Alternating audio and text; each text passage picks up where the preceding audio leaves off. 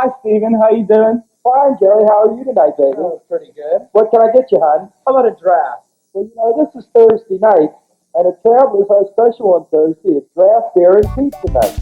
For $4, you get all the draft beer you can drink and all the pizza you can eat from 6 to midnight. That sounds good. I'll take it. All right, baby. Here you go. Enjoy yourself. This was a time in Pittsburgh's history where it was actually illegal to serve a known homosexual an alcoholic drink.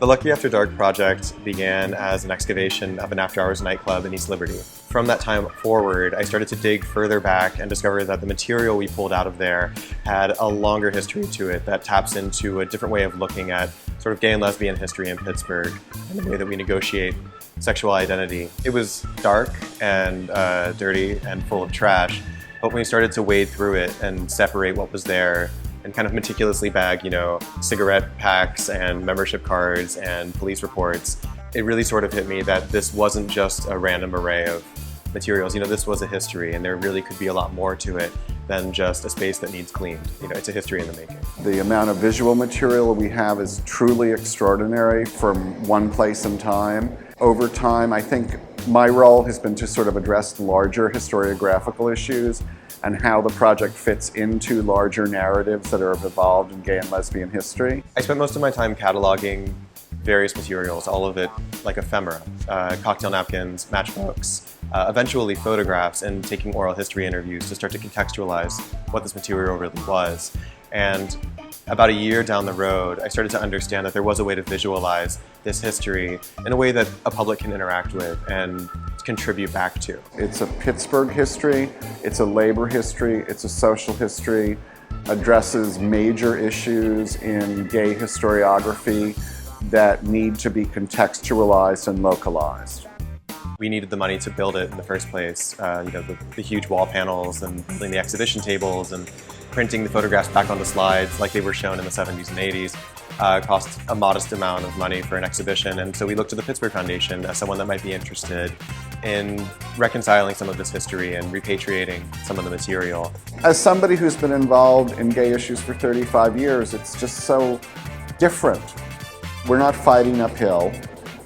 We're accepted by the community, by the foundations, as really providing a valid kind of historical lens on the past. This was a period of enormous outmigration for the city. There was the outmigration of labor. The city shrunk in half. And there was also the gay migrations that occurred. People went to Washington or San Francisco or New York. People who chose to stay here negotiated their sexuality in a different manner. They were in a small city. They remained connected to their families, their communities, their neighborhoods, their work. And so what we see in Pittsburgh is a different form of sexual community and identity. Robert Johns, universally known as Lucky, for about 30 years ran the Travelers Club, the House of Tilden, the TC Club, and these were social clubs, fraternal organizations, and they developed a sense of community among gay and lesbians in Pittsburgh. I met Lucky when he first opened the Real Luck Cafe, or Lucky's down in the Strip. He was an enormously charming man. He was a raconteur. He had a lot of well-polished stories, like any good bar owner. This was somebody who really did feel that he was helping sustain a community. And he did. He funded things like picnics. He also seeded most of the social services that helped the LGBT community. I called him in one moment the Pope of Gay Pittsburgh, and he really was. I would say over 90% of what we're exhibiting came from Lucky. Lucky was a shutterbug. So he took lots of photos in his clubs. He would show them at the clubs.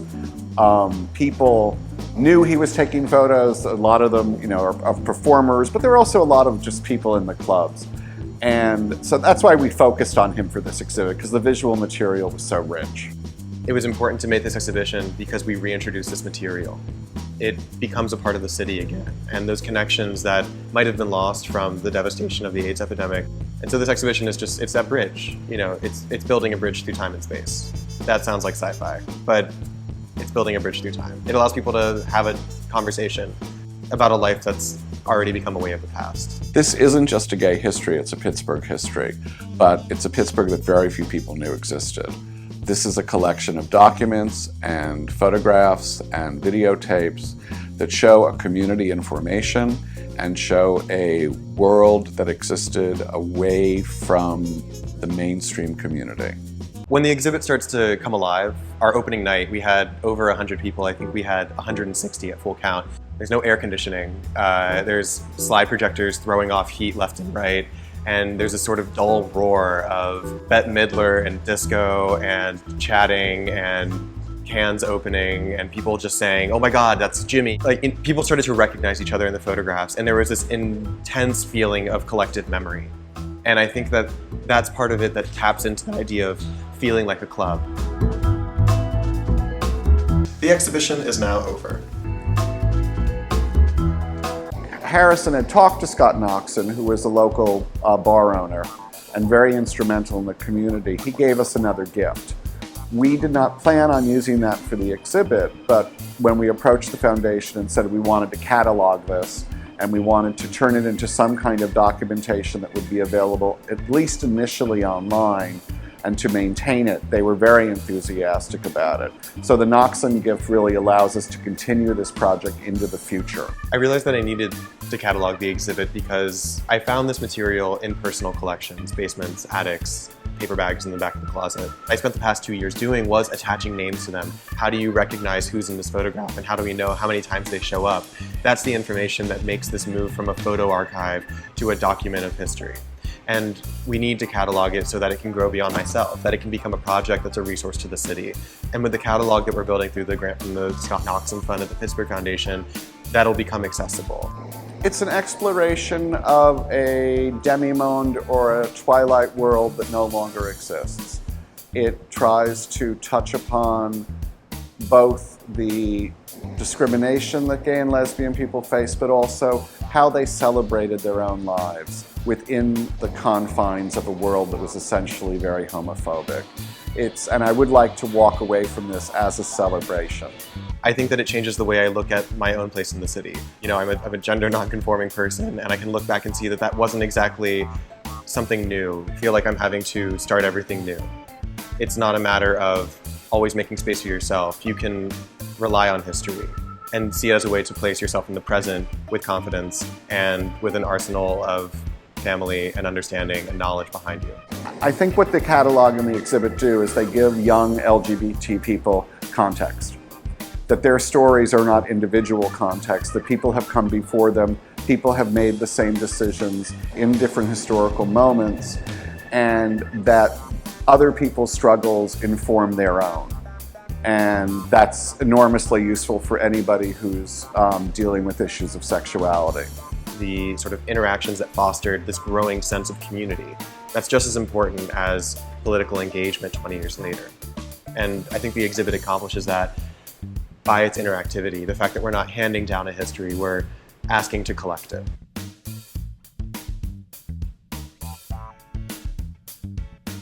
Where else can you go in town and drink from 6 till 12 midnight for only $5? No, the holiday charges $6. What about the Norway? No, the Norway charges $6. Come to Travelers where they only charge $5.